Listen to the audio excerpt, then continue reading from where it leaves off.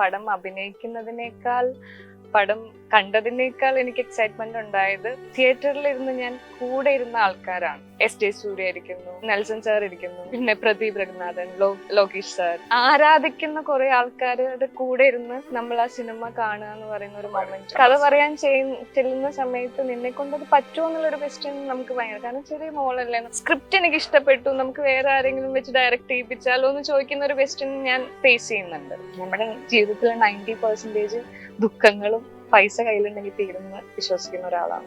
അക്കൗണ്ടിൽ പൈസ കുറയാന്ന് പറയുന്ന ഏറ്റവും വലിയ സ്ട്രെസ്. ഇതിപ്പോ എല്ലാവരും സംസാരിക്കുന്ന കാര്യമാണ്, ആൾക്കാർക്ക് കേൾക്കാനും താല്പര്യമില്ല. ഇപ്പൊ ഞാനിപ്പോ ഒരു ഫെമിനിസം എന്നുള്ളൊരു വേർഡ് യൂസ് ചെയ്ത് കഴിഞ്ഞിട്ടുണ്ടെങ്കിൽ തന്നെ മേ ബി അതിലൊരു 100 ആൾക്കാർ അത് മാത്രമേ കാണുള്ളൂ. അടുത്തൊരു ഹോട്ട് ന്യൂസ് കിട്ടുമ്പോൾ അവർ അതിനെപ്പറ്റി സംസാരിക്കും. ഫെമിനിസം വേണമെന്നൊന്നുമില്ല.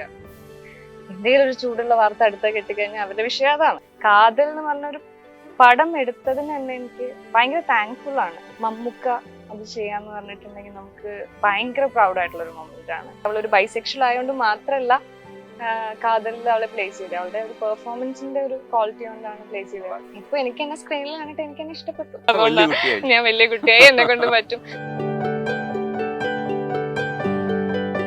ലോകേഷ് കനകരാജ് പ്രസന്റ് ചെയ്ത ഫൈറ്റ് ക്ലബിലെ മലയാളി പെൺകുട്ടി നായികയാണ് മോനിഷ മോഹനാണ് എൻ്റെ ഒപ്പം ഉള്ളത്. ഹായ്. ഇത് ഭയങ്കര സംഭവമല്ലേ, ലോകേഷ് കനകരാജ് പ്രസന്റ് ചെയ്യുന്ന ഒരു പടത്തിന്റെ ഭാഗമാവുക. എനിക്ക് ഭയങ്കര സംഭവമാണ്. ഞാനും ഭയങ്കര എക്സൈറ്റ്മെന്റ്. ന്യൂ നോർമൽ കഴിഞ്ഞിട്ട് പിന്നെ ഞാൻ കാണുന്നത് വോളുകളിൽ ഒരു പെൺകുട്ടി, ആ പെൺകുട്ടിയെ ആൾക്കാരൊക്കെ പറയും, നമ്മുടെ കൂടെയുള്ള ചെറുപ്പക്കാരന്മാരൊക്കെ പറയുന്നുണ്ട്, ആ ചിക്കിനെ കണ്ട, ആ ചിക്കിനെ കണ്ടെന്ന്. അപ്പൊ ഇത് ഏത് ചിക്കാണെന്ന് നോക്കിയപ്പോഴും മോനിഷയാണ്. ഈ ചിക്ക് എന്ന് പറയുന്ന വാക്ക് ക്ഷമിക്കുക കേട്ടോ, പ്രയോഗമാണ്. നല്ല രീതിയിലല്ലേ പറയുന്നത്, നന്മയോട് കൂടിയിട്ടല്ലേ പറയുന്നത്. ആ സൗന്ദര്യം കാണുമ്പോൾ അവരുടെ മനസ്സിനകത്ത് നിന്ന് വന്നത് അങ്ങനെ പറയാനാണ്. അപ്പോ അതിൽ കാണുന്നു, ആ പരസ്യത്തിൽ ഭയങ്കര വ്യാപകമായിട്ട് അത് നമ്മുടെ ഭിത്തികളിലൊക്കെ ഉണ്ടായിരുന്നു. അത് കഴിഞ്ഞ് ദേ ഇപ്പൊ അറിയുന്നതാണ് ഈ പടത്തിൽ നായികയായിട്ട് മോനിഷ വരുന്നു എന്നുള്ളത്. ഭയങ്കര സന്തോഷമുള്ള കാര്യമാണ്. ഡയറക്ഷൻ സൈഡ് വിട്ടിട്ട് അഭിനയത്തിലേക്ക് വിട്ടിട്ടില്ല, അങ്ങനൊന്നും പറയില്ലേ. അതാണ് നമ്മുടെ മെയിൻ അൾട്ടിമേറ്റ് ഫിലിം മേക്കിംഗ് ആണ്. അപ്പൊ ഇതിലേക്ക് എത്തിയേണ്ട കഥ പറയും. ഇതിലേക്ക് എത്തിയത്, നമുക്ക് നമ്മുടെ ലൈഫിൽ ഇതുപോലെ ഓരോ ചോയ്സസ് തരും, നമുക്ക് ഒഴിവാക്കാൻ പറ്റാത്ത, റിജക്ട് ചെയ്യാൻ പറ്റാത്ത, അങ്ങനെ നമ്മൾ വന്നതാണ്. ഞാനിപ്പോ മൂവിയുടെ ഡയറക്ഷന്റെ വർക്കിൽ തന്നെ ഇരിക്കുന്ന സമയത്ത് ആ ടീമിൽ നിന്നൊരു ടെക്സ്റ്റ് വരുന്നു, അതിൽ യുറേഡി വിജയകുമാർ എന്നുള്ള പേര് കാണുന്നു. നമ്മൾ അങ്ങനെ അത് കണ്ടപ്പോ പിന്നെ നമുക്കത് റിജക്ട് ചെയ്യാൻ പറ്റാത്തൊരു കാര്യമായിട്ട് തോന്നി, ഞാൻ ചെയ്തു, റിസ്ക് എടുത്തു. റിസ്ക് എന്ന് പറയുന്നത് അവര് റിസ്ക് എടുത്തു.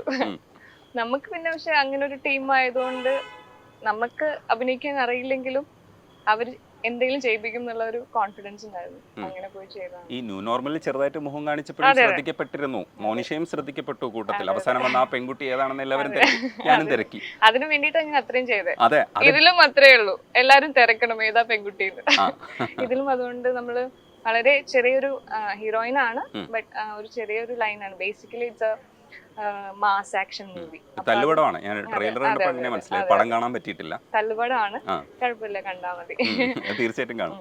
അപ്പൊ അതിലൊരു ചെറിയ ലൈനാണ്, ഇറ്റ്സ് എ ക്യൂട്ട്, ഒരു നല്ലൊരു ലവ് സ്റ്റോറിയാണ്. ഞങ്ങളുടെ ഈ ഒരു എക്സൈറ്റ്മെന്റ് ഫാക്ടർ എന്ന് പറയുന്നത്, ഈ ലോകേഷ് എന്ന് പറയുന്ന അവിടെ ഒരു പുതിയ യൂണിവേഴ്സിറ്റി നടത്തുന്ന ഒരാളാണ്. അപ്പോൾ അതിന്റെ ഭാഗമായിട്ട് എന്നിട്ട് നിങ്ങളുടെ ഈ സിനിമാ പ്രൊമോഷനും ഒക്കെ സംബന്ധിച്ച് ഒരുപാട് പേര് ലെജൻസ് ആയിരിക്കും വന്നിട്ടുണ്ടാവുക. അവരുടെ കൂടെ ഇരുന്ന് സിനിമ കാണുമ്പോൾ ഉണ്ടാവുന്ന ഒരു കുളിരുണ്ടാവും, ഗൂസ് ബംസ്. പിന്നെ എന്റെ ഏറ്റവും വലിയ എക്സൈറ്റ്മെന്റ് ഫാക്ടർ അത് തന്നെയായിരുന്നു. പടം അഭിനയിക്കുന്നതിനേക്കാൾ പടം കണ്ടതിനേക്കാൾ എനിക്ക് എക്സൈറ്റ്മെന്റ് ഉണ്ടായത് പടം തിയേറ്ററിൽ ഇരുന്ന് ഞാൻ കൂടെ ഇരുന്ന ആൾക്കാരാണ്. S.J. സൂര്യ ഇരിക്കുന്നു, അതിന് നെൽസൺ സാർ ഇരിക്കുന്നു, പിന്നെ പ്രദീപ് രഘുനാഥൻ, ലോകേഷ് സാർ, വിജയ് സാർ, അങ്ങനെ വിജയകുമാർ സാർ, അങ്ങനെ ലൈക്ക് നമ്മള് പ്രതീക്ഷിക്കാത്ത, അതായത് നമ്മള് ആരാധിക്കുന്ന കുറെ ആൾക്കാരുടെ കൂടെ ഇരുന്ന് നമ്മൾ ആ സിനിമ കാണുക എന്ന് പറയുന്ന ഒരു, പിന്നെ ഇടയ്ക്കല്ല, ഫുൾ ടൈം ഞാൻ ഇങ്ങനെ പിന്നെ കാരണം നമ്മള് അത്രയും, ഇപ്പൊ നെൽസൺ സാറും S.J. സൂര്യ സാറൊക്കെ എന്ന് പറഞ്ഞാൽ നമുക്ക് അത്രയും ഒരു ഫിലിം മേക്കർ എന്നുള്ള ഒരു രീതിയിൽ നമ്മൾ അത്രയും അഡ്മയർ ചെയ്യുന്ന, ജയിലറൊക്കെ FDFS പോയി കണ്ട് മാർക്ക് ആന്റണി ഒക്കെ കണ്ട ആൾക്കാരല്ലേ. അപ്പൊ അവരൊക്കെ നമ്മൾ തൊട്ടടുത്തിരിക്കുന്നു, നമ്മളെ അടുത്ത് നമ്മുടെ വിഷനെ കുറിച്ച് സംസാരിക്കുന്നു. അതായത് എനിക്ക് എന്റെ ഫിലിം മേക്കിങ്ങിനെ കുറിച്ച് അവരായിട്ട് സംസാരിക്കാൻ പറ്റുന്നു, അതൊക്കെ ഭയങ്കര മൊമെന്റ് ആയിരുന്നു എനിക്ക്. അപ്പൊ അതായിരുന്നു എനിക്ക് ഏറ്റവും വലിയ എക്സൈറ്റ്മെന്റ് ഫാക്ടർ. ഈ തമിഴ്നാട്ടിൽ ഇപ്പോൾ പടം എങ്ങനെ ഇരിക്കുന്നു, കേരളത്തിലെ റെസ്പോൺസ് എന്താ? എനിക്ക് തോന്നുന്നു തമിഴ്നാട്ടിൽ കുറച്ചും കൂടി അവർ ആഘോഷിക്കുന്നുണ്ട്. കാരണം അങ്ങനത്തെ അവർക്ക് കുറച്ചും കൂടി റിലേറ്റ് ചെയ്യാൻ പറ്റിയ ഒരു സ്റ്റോറിയാണ്, അവിടുത്തെ ആൾക്കാർക്ക് ഇഷ്ടപ്പെടുന്ന രീതിയിലുള്ള ഒരു സ്റ്റോറിയാണ്. മേ ബി ഒരു വടച്ചെന്നൈ അല്ലെങ്കിൽ അങ്ങനത്തെ ഒക്കെ ഒരു മൂഡ് പടമാണ്.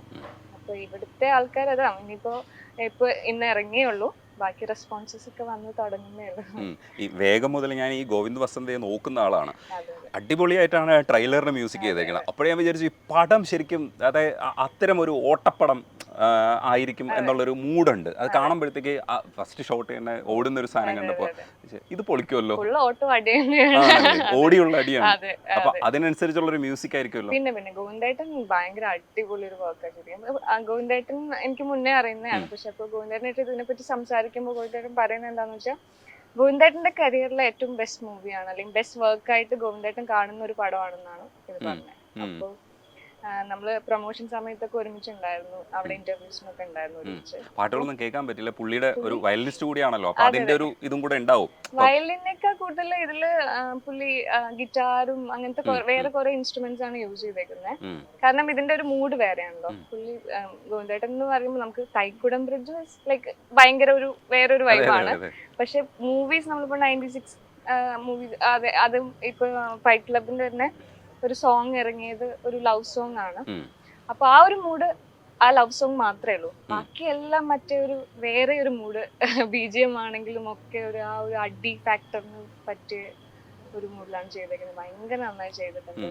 ഈ ന്യൂ നോർമൽ വരുന്ന സമയത്ത് ഞാൻ പ്രതീക്ഷിക്കുന്നത് മോണിഷ പെട്ടെന്നൊരു പടം ഓണാക്കും. കാരണം എനിക്കും ആഗ്രഹം ഉണ്ടായിരുന്നു മോണിഷയോട് ഒരു കഥ പറയണമെന്ന്. ആ ഘട്ടത്തിൽ ഞാൻ സംസാരിക്കുകയും ചെയ്തു. മോണിഷ ഒരു ത്രെഡ് ഉണ്ട്, കാരണം സ്ത്രീപക്ഷ സിനിമകളുടെ ഭാഗമാവാൻ സാധ്യതയുള്ള ഒരു സിനിമ എന്നുള്ള അർത്ഥത്തിൽ ന്യൂ നോർമൽ വരുമ്പോൾ തന്നെ നിങ്ങൾ ഭയങ്കര അക്കാഡമിക്കലി ക്വാളിഫൈഡ് ആണ് ഈ കാര്യത്തിലൊക്കെ സംസാരിക്കുമെന്ന് വിചാരിച്ചു ഞാൻ കുറെ നോട്ട് ചെയ്തൊക്കെയാണ് കെമിസ്ട്രി ഫിസിക്സ്.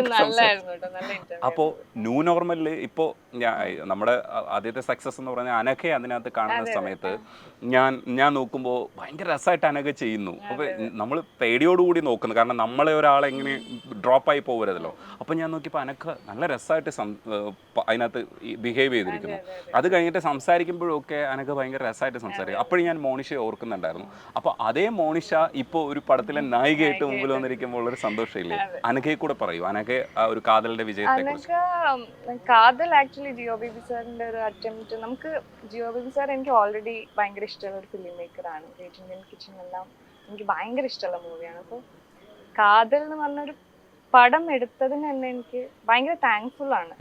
മമ്മൂക്ക അത് ചെയ്യാന്ന് പറഞ്ഞിട്ടുണ്ടെങ്കിൽ നമുക്ക് ഭയങ്കര പ്രൗഡ് ആയിട്ടുള്ള ഒരു മൊമെന്റ് ആണ്. പിന്നെ അക്കു അതിന്റെ പാട്ടാവാന്ന് പറയുന്നത് എക്സ്ട്രാ ഒരു ഹാപ്പിനെസ് ആണ് എനിക്ക്. കാരണം അക്കു ഒരു ഇന്റർവ്യൂവിൽ പറഞ്ഞിട്ടുണ്ടായിരുന്നു, ന്യൂ നോർമൽ കണ്ടിട്ടാണ് അക്കുവിനെ വിളിച്ചത്, മമ്മൂക്ക ന്യൂ നോർമൽ കണ്ടിട്ടാണ് വിളിച്ചതെന്ന് പറയുമ്പോൾ നമ്മള് അതാണ് നമ്മുടെ ഏറ്റവും വലിയൊരു ഭയങ്കര സന്തോഷമാണ്. കാരണം അക്കുവിനെ അത് കണ്ടിട്ട് മമ്മൂക്കയുടെ മകളായിട്ട് അഭിനയിക്കാൻ ഒരു ചാൻസ് കിട്ടുക എന്ന് പറയുന്നത് ഭയങ്കര പ്രൗഡ് മൊമെന്റ് ആണ്. പിന്നെ അവളിൽ എനിക്ക് അങ്ങനത്തെ ഒരു പ്രതീക്ഷ ഉണ്ടായിരുന്നു. ഭയങ്കര എക്സ്ട്രാ ഓർഡിനറി ഒരു ആർട്ടിസ്റ്റ് ആണ് അക്കു.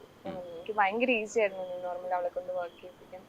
അവൾ അതുപോലെ തന്നെ സ്ക്രീൻ സ്പേസ് കുറച്ചേ ഉള്ളെങ്കിലും പക്ഷെ എല്ലാം അവൾ അതിന്റെ ബെസ്റ്റിൽ ചെയ്തു. I am very proud. അതുപോലെ അതിൻ്റെ ഏറ്റവും വലിയ രസം എന്ന് വെച്ചാൽ നിങ്ങൾ മുന്നോട്ട് വയ്ക്കുന്ന ഒരു ആശയത്തിൽ അതിൽ കൊണ്ടുവരുന്ന ഒരു നടിയെ അതേ ആശയത്തെ മറ്റൊരു തരത്തിൽ ഫീച്ചർ ചെയ്യുന്ന സമയത്ത്, ഫീച്ചർ ഫിലിം ചെയ്യുന്ന സമയത്ത് അതിൽ ഉപയോഗിക്കപ്പെടുന്നു എന്ന് പറയുന്ന ഒരു കോയിൻസിഡൻസ് ഉണ്ടല്ലോ, അത് ഭയങ്കര രസമായിട്ട് വന്നിട്ടുണ്ട്. ഞാൻ എപ്പോഴും ഞാൻ പടം കാണുന്ന സമയത്ത് ഞാൻ തെറ്റിദ്ധരിക്കുക കൂടെ ചെയ്തു. എന്താണെന്ന് പറയാ, അവസാനം കാണിക്കുന്ന ആ സാക്ഷിയാവാൻ സാധ്യതയുള്ളത് ഈ കുട്ടിയായിരിക്കുമോ എന്ന് വിചാരിച്ചു. കാരണം എന്ന് വെച്ചാൽ ഇങ്ങനെ ഒരു കണക്ഷൻ ഉള്ളതുകൊണ്ട് അങ്ങനെ ഒരു ആശയത്തെ പ്രൊമോട്ട് ചെയ്യാൻ വേണ്ടി ഒരു ബൈസെക്ഷൽ ആയിട്ടുള്ള ഒരാളെ തന്നെ അവിടെ കൊണ്ടുവന്ന് പ്ലേസ് ചെയ്യുമെന്ന് ഞാൻ വിചാരിച്ചിരുന്നു. പക്ഷെ അതുപോലെ സംഭവിച്ചില്ല. അതിലും താങ്ക്സ് ഉണ്ട് ജിയോ ബേബിയോട്. ഞാൻ വിചാരിക്കുന്നതല്ലോ സംഭവിച്ചത്.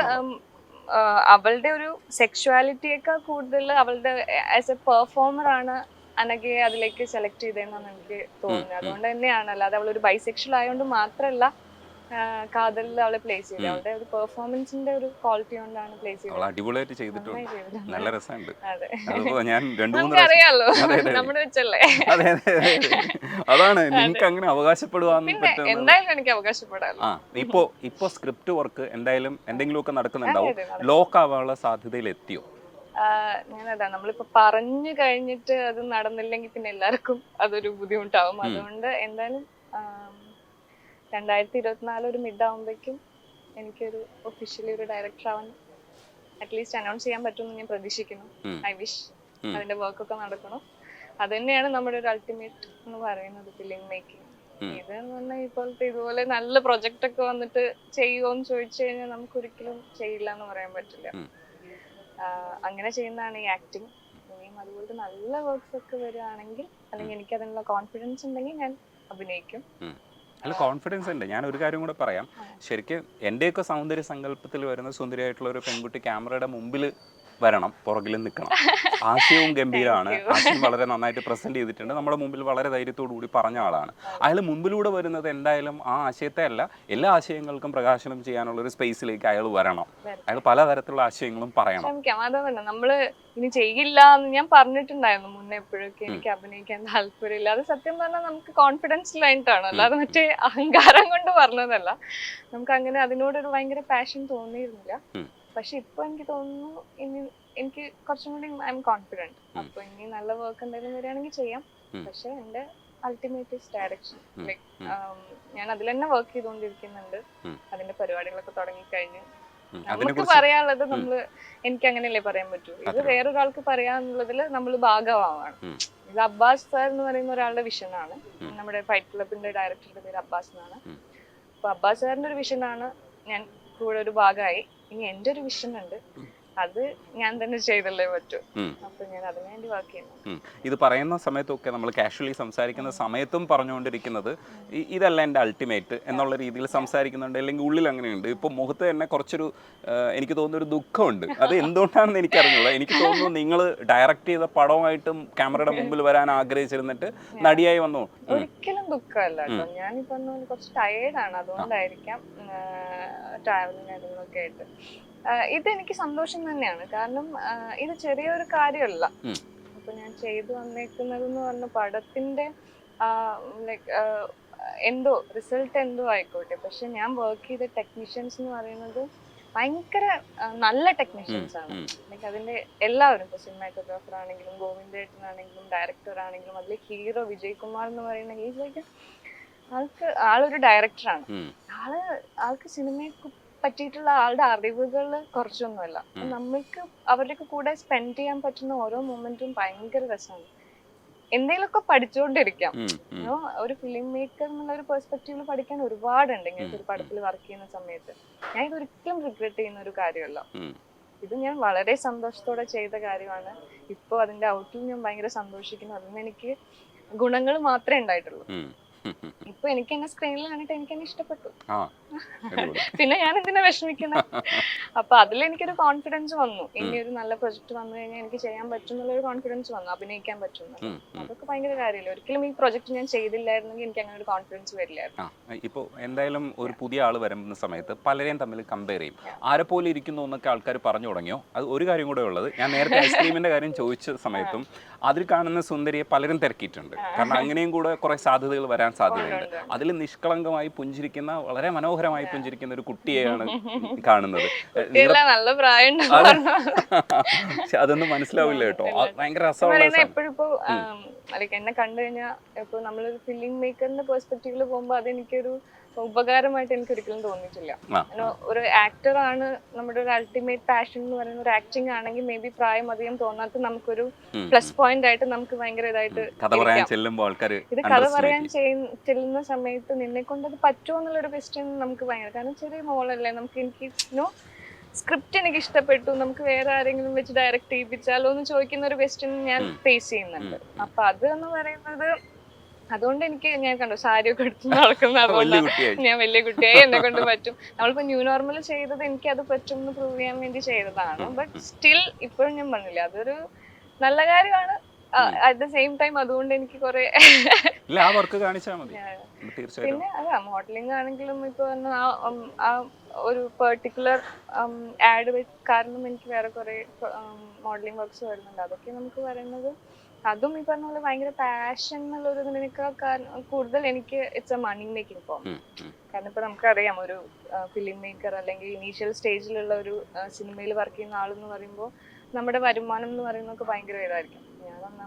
ഞാൻ എൻ്റെ പാരൻസിനെ ആരെയും ഡിപ്പെൻഡ് ചെയ്യാതെ നിൽക്കുന്ന ഒരാളാണ്.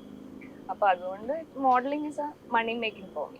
അപ്പൊ നല്ല വർക്ക് വന്നു കഴിഞ്ഞിട്ടുണ്ടെങ്കിൽ ഞാൻ ചെയ്യും. മോനിഷ, ഔട്ട് ഓഫ് സിനിമ ഞാനൊരു കാര്യം ചോദിച്ചാൽ, ഇപ്പോൾ ഒറ്റയ്ക്ക് നിൽക്കുക എന്ന് പറയുന്നത് ഒരു ചെറിയ കാര്യമല്ല. അതും നമ്മൾ വീട്ടിനെ ആശ്രയിക്കാതെ പുറത്ത് ജീവിച്ച് ഇതേപോലെ ഒരു പ്രൊഫഷൻ സെലക്ട് ചെയ്തൊക്കെ നിൽക്കുമ്പോൾ ഒത്തിരി ചോദ്യങ്ങൾക്ക് ഉത്തരം പറയണം. ഒപ്പം ഏണിങ്സ് ഉണ്ടാവണം, തോക്കാനും പാടില്ല. ഇത് എനിക്ക് തോന്നുന്നു മോനിഷയുടെ ജീവിതത്തിൽ ഉള്ള കാര്യമാണ്. എങ്ങനെയാണ് മാനേജ് ചെയ്ത് പോകുന്നത്? ഇതെന്താണെന്നറിയോ, ഇതെല്ലാം നമുക്ക് ആരെയും കുറ്റം പറയാൻ പറ്റില്ല. ഒന്നാമത്തെ കാര്യം, കാരണം ഇത് എന്റെ ചോയ്സ് ആണ്. എനിക്ക് വീട്ടിൽ സേഫ് ആയിട്ടിരുന്ന് ഒരു 9 to 5 ജോബ് ചെയ്ത് മാസം ഒരു സ്ഥിര വരുമാനം കിട്ടി വീട്ടുകാരുടെ ഹെൽപ്പൊക്കെ വാങ്ങിച്ച് ഒരു ബുദ്ധിമുട്ടും ഇല്ലാതെ ജീവിക്കാം. പക്ഷെ അവിടെ നമുക്ക് നമ്മുടെ പാഷൻ അത് സാക്രിഫൈസ് ചെയ്യേണ്ടി വരും. ഇവിടെ ഞാൻ അപ്പോ ആ ഒരു സുഖം അങ്ങ് വെടിഞ്ഞ് ഒറ്റയ്ക്ക് നിൽക്കാൻ തീരുമാനിച്ചു. ഫോർ മൈ പാഷൻ, സിനിമ എന്നുള്ള സ്വപ്നം കാരണം.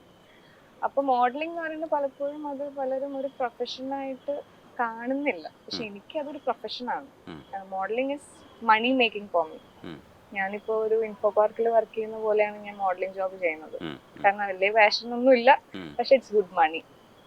അത് വേണം. കാരണം എനിക്കിപ്പോ ഈ ഫിനാൻഷ്യൽ ഫ്രീഡം എന്ന് പറയുന്നത് ഭയങ്കര കോൺഫിഡൻസ് ആണ്. നമ്മുടെ ജീവിതത്തിലെ 90% ദുഃഖങ്ങളും പൈസ കയ്യിലുണ്ടെങ്കിൽ തീരുമെന്ന് വിശ്വസിക്കുന്ന ഒരാളാണ്. നമ്മുടെ അക്കൗണ്ടിൽ ബാലൻസ് പറയുന്ന സമയത്ത് നമുക്ക് ഭയങ്കര സ്ട്രെസ് വരും. നമ്മൾ വേറെ ഒരാളെ ഡിപ്പെൻഡ് ചെയ്യേണ്ടി വരും. നമുക്ക് അവിടെ പോകണമെങ്കിൽ, ഫുഡ് കഴിക്കണമെങ്കിൽ, റെന്റ് അടയ്ക്കണമെങ്കിൽ, ഇതായിരിക്കും നമ്മുടെ തോട്ട്സ്. ഇപ്പൊ എനിക്ക് തോന്നുന്നു ഞാൻ പറയുന്നത് പലർക്കും, എന്റെ പ്രായത്തിലുള്ള പല കുട്ടികൾക്കും റിലേറ്റ് ചെയ്യാൻ പറ്റുമായിരിക്കും. അക്കൗണ്ടിൽ പൈസ കുറയാന്ന് പറയുന്നത് ഏറ്റവും വലിയ സ്ട്രെസ്. നമ്മൾ വേറെ ഒരാൾ ഡിപ്പെൻഡ് ചെയ്യേണ്ടി വരും. നമുക്ക് ആ ഒരു ഫ്രീഡം ഉണ്ടാവില്ല, നമുക്ക് ആ ഒരു ധൈര്യം ഉണ്ടാവില്ല. ആ ധൈര്യത്തിന് വേണ്ടിയിട്ടാണ് ഞാൻ മോഡലിംഗ് ചെയ്യണത്. അത് നോട്ട് എ ബാഡ് തിങ്. അത് നമ്മളിപ്പോ അതില് പാഷൻ ഇല്ലെങ്കിലും പക്ഷെ നമ്മൾ വാങ്ങിക്കുന്ന പൈസക്ക് നമ്മൾ കമ്മിറ്റ്മെന്റ് കാണിക്കണം. അതുകൊണ്ട് നമ്മൾ മോഡലിംഗ് ചെയ്യുന്ന സമയത്ത് അതിന്റെ ഏറ്റവും ബെസ്റ്റ് നമ്മൾ ചെയ്യണം. നമ്മളൊരു പെൺകുട്ടിയായിട്ട് ആശയങ്ങളെ മുന്നോട്ട് കൊണ്ടുവരാൻ ശ്രമിക്കുമ്പോഴാണ് ഏറ്റവും കൂടുതൽ പ്രശ്നങ്ങൾ ഉണ്ടാവുന്നത്.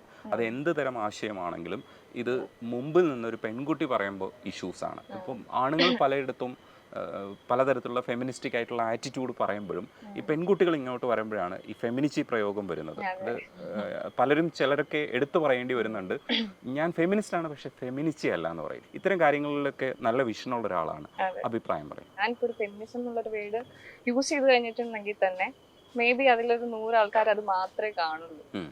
എനിക്ക് ചോദ്യം പോലും കേൾക്കില്ല, എന്തിനാണ് അവള് ഫെമിനിസത്തിനെ കുറിച്ച് സംസാരിക്കണമെന്ന് മാത്രമേ. എനിക്ക് തോന്നുന്നു ഇപ്പൊ കുറച്ചും കൂടി ഒക്കെ കുറെയൊക്കെ ബെറ്റർ ആണ്. ഇപ്പൊ പെൺകുട്ടികൾക്ക് സപ്പോർട്ട് കിട്ടുന്നുണ്ട്. ഞാൻ നിൽക്കുന്ന ഇപ്പോഴത്തെ ഒരു കമ്മ്യൂണിറ്റി എന്ന് പറയുന്നത് അതിനെ കുറിച്ച് സംസാരിക്കണം. എന്നെ ഒരുപാട് പേര് സപ്പോർട്ട് ചെയ്യുന്നുണ്ട്. ഞാൻ പറയുന്ന കാര്യങ്ങൾ സപ്പോർട്ട് ചെയ്യുന്നുണ്ട്, ഞാൻ ചെയ്യുന്ന കാര്യങ്ങൾ സപ്പോർട്ട് ചെയ്യുന്നുണ്ട്. കൂടുതൽ ചെയ്യാൻ, അല്ലെങ്കിൽ ഞാനൊന്ന് ഡൗൺ ആവുന്ന സമയത്ത് കൂടുതൽ ചെയ്യാൻ പ്രേരിപ്പിക്കുന്നുണ്ട്. ഞാനിപ്പോ നിൽക്കുന്ന ഒരു കമ്മ്യൂണിറ്റി, അല്ലെങ്കിൽ ഇപ്പൊ എനിക്ക് അല്ലാതെ ഇപ്പൊ എന്നെ ഇങ്ങനെ അടിച്ച് അമർത്തുന്ന ആൾക്കാർ വളരെ കുറവാണ്. ഭയങ്കര മാറ്റം വന്നിട്ടുണ്ട്. അപ്പൊ നമ്മള് ഇപ്പൊ കുറ്റം പറയുന്ന ആൾക്കാരെ മാത്രം കുറിച്ച് സംസാരിക്കാതെ നമ്മളെ ആ മാറ്റങ്ങൾ വന്നതും കൂടി നമ്മൾ അഡ്രസ് ചെയ്യണം. കാരണം ഇപ്പൊ അങ്ങനെ എനിക്ക് തോന്നുന്നില്ല എന്നെ ഇപ്പൊ ആരും ഞാൻ പറയുന്നത് നോക്കി അങ്ങനെയൊക്കെ ഉണ്ടാവും. പക്ഷെ അത് നമ്മൾ മൈൻഡ് ചെയ്തിട്ട് ഒരു കാര്യമില്ല. ഗ്രാജുവലി മാറിക്കോളും ആൾക്കാർ. നമ്മൾ എന്തെങ്കിലും അടിപൊളി കാര്യം ചെയ്ത് കഴിഞ്ഞാൽ അവരെന്നെ നമ്മൾ പ്രൈസ് ചെയ്യും. എന്നെ കുറ്റം പറഞ്ഞ ആൾക്കാർ ഇപ്പൊ എന്നെ പ്രൈസ് ചെയ്യുന്നുണ്ട്. അപ്പൊ അത് അടുത്തൊരു ഹോട്ട് ന്യൂസ് കിട്ടുമ്പോൾ അവർ അതിനെപ്പറ്റി സംസാരിക്കും. ഇപ്പൊ ഫെമിനിസം വേണമെന്നൊന്നുമില്ല. എന്തെങ്കിലും ഒരു ചൂടുള്ള വാർത്ത അടുത്ത കെട്ടിക്കഴിഞ്ഞാൽ അവരുടെ വിഷയം അതാണ്. അതിപ്പോ അവർക്ക് മേ ബി വേറെ പണിയൊന്നും ഇല്ലാത്തതുകൊണ്ടായിരിക്കാം. ഒന്നുകൂടെ ഒന്ന് ചോദിച്ചോട്ടെ, ഈ വരാൻ പോകുന്ന സിനിമ എന്ന് പറയുന്നത് ഒരു പൊളിറ്റിക്കൽ ആയിട്ടുള്ളൊരു അങ്ങനെ ഉള്ളൊരു സാധനമായിരിക്കും, അതേ ഭയങ്കര എന്റർടൈൻഡ് ആയിട്ടുള്ളൊരു സംഭവമായിരിക്കും? ഇതിന് ഞാൻ പൊളിറ്റിക്കൽ എന്നുള്ള വാക്ക് യൂസ് ചെയ്യാൻ താല്പര്യപ്പെടുന്നില്ല. ഞാൻ ചെയ്യുന്നത് എനിക്ക് ഒരുപാട് നാളായിട്ട് ഞാൻ എൻ്റെ ലൈഫിൽ എക്സ്പീരിയൻസ് ചെയ്ത അല്ലെങ്കിൽ കണ്ടിട്ടുള്ള കുറച്ച് കാര്യങ്ങൾ എടുത്ത് ഞാൻ കുറച്ച് ക്യാരക്ടേഴ്സ് ബിൽഡ് ചെയ്ത് ഒരു സ്റ്റോറി ബിൽഡ് ചെയ്തു. ഞാനത് പ്രസന്റ് ചെയ്യാൻ പോവാണ്. അതിൽ ഞാൻ ഈ പൊളിറ്റിക്കൽ സാധനം ഒന്നുമില്ല. ഞാൻ അതിനെ എത്ര റിയൽ ആക്കാൻ പറ്റും ശ്രമിക്കും. അതിനോടൊപ്പം ഞാൻ അതിന്റെ ഒരു കൊമേഴ്ഷ്യൽ എലമെന്റും കൂടെ നോക്കും.